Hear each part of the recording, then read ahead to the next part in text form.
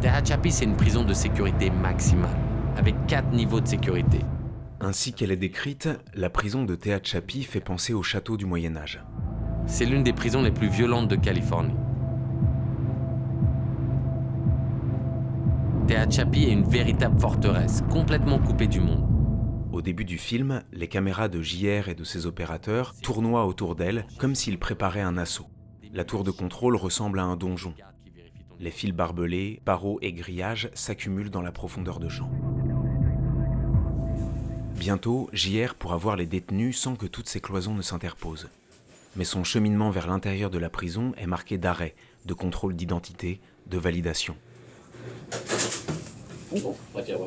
Des portes métalliques s'ouvrent et se referment derrière lui. Leur bruit donne une impression de lourdeur, de raideur. Il donne un premier aperçu des rapports humains dans la prison.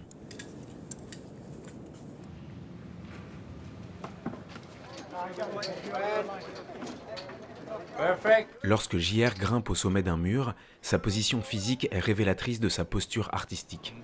The top of the wall in the jail. Elle lui permet de relier l'intérieur et l'extérieur de la prison en un seul regard.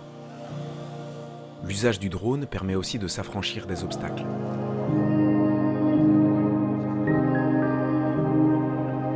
En plus de ces plans aériens, dans Tehachapi, on trouve des plans rapprochés sur des petites ouvertures, des trappes, des fentes. Tout se passe comme si cette caméra était à l'affût du moindre interstice qui permettrait d'échanger un signe d'humanité. Yo, when was the last time you had pizza? It's been yeah. D'ailleurs, JR parvient à faire entrer des choses dans cette prison qui n'y entrent pas d'habitude. Des pizzas, des oranges. Your first orange in 20 years. Take your time, don't rush. Le prisonnier qui a adopté un lézard l'a baptisé Little JR. It's like a therapeutic animal. Ce n'est pas sans raison. JR s'est insinué dans la prison à la manière de ce petit reptile, capable de se faufiler à travers les fissures.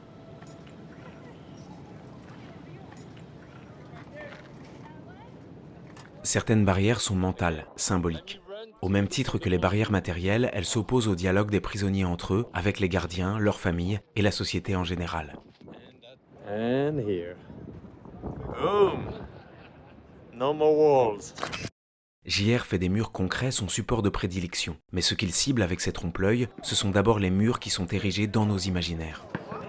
En donnant aux spectateurs et aux prisonniers l'illusion que ce qui les sépare physiquement n'existe plus, JR les incite à s'interroger sur ce qui les sépare dans leurs esprits. Il y a des murs immatériels qu'il est impossible d'abattre. Ce que représente la croix gammée tatouée sur le visage de Kevin en est un. Oh yeah, I covered up. I had a gang tattoo there. Damn. So we covered it up. I would have done the same thing to my face, but I don't want to mess it up. Wow, so you started removing tattoo. Crazy. Peu à peu, Kevin comprend qu'il ne peut pas attendre des autres qu'ils fassent abstraction de ce signe, puis décide de le faire effacer. Critical thinking even more than we already are. Les dernières images de Tehachapi célèbrent la liberté retrouvée de Kevin.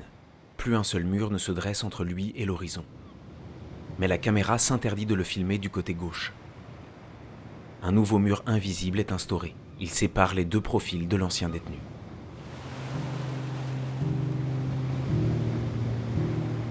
Kevin devra vivre avec cette césure à l'intérieur de lui et la prendre en charge.